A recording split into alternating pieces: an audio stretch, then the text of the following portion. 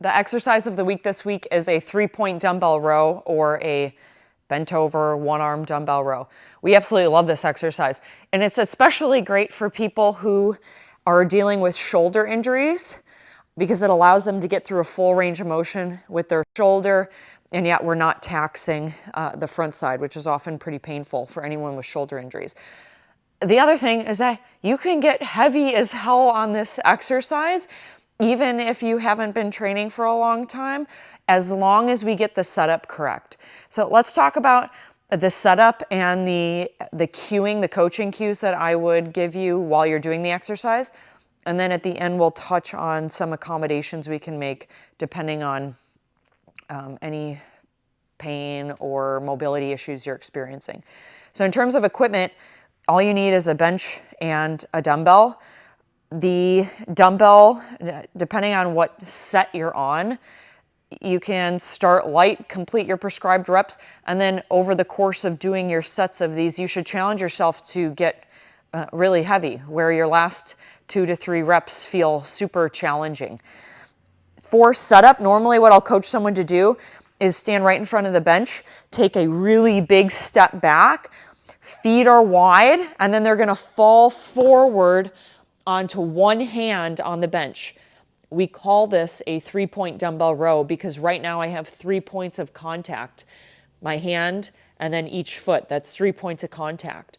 In terms of setup, you'll notice my feet are wide. Okay, they're wide. Right now I have my feet flat. Depending on your mobility, you might need to have your heels slightly up. And I'm shifting my weight, so I'm leaning into the bench with an active stance arm. As soon as I've got a really good setup like this, I'm gonna pick up the dumbbell and now I'm ready to go. The action is that I'm gonna row or pull the dumbbell into my hip pocket, squeezing my lat and using my mid back, and then come down.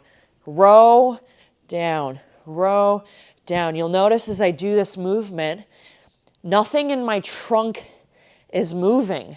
My neck is in line with my spine, my back is straight, I'm sitting into my hips, and I'm rowing the dumbbell back.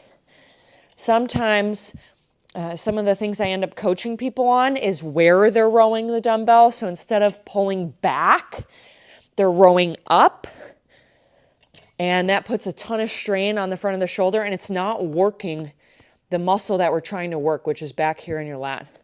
The other thing is that they struggle to find what's called a neutral spine position. So a lot of times their spine looks like this. Now, your spine is mobile and it's meant to move in all directions, but over time, this could put unnecessary strain on that, whereas I'm in a much more athletic or a less risky position if I can find that neutral spine position and my neck is in line with my spine. The other thing is foot position. So I want my feet wide because I want to be able to row the dumbbell almost between my legs as I go back toward my hip. Okay, it's inside of my legs. If my feet are too narrow, my legs now are in the way, so to accommodate that, I will naturally just row higher. And again, we want to focus on rowing back. So those are the things you want to think about with the 3-point dumbbell row. And again, go heavy.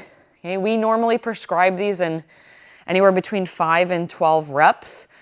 And you can probably go heavier than you think you can as long as you can maintain that really nice, steady body position as you row the dumbbell. If you have any questions when you do this in the gym, ask Brendan or I. Have fun.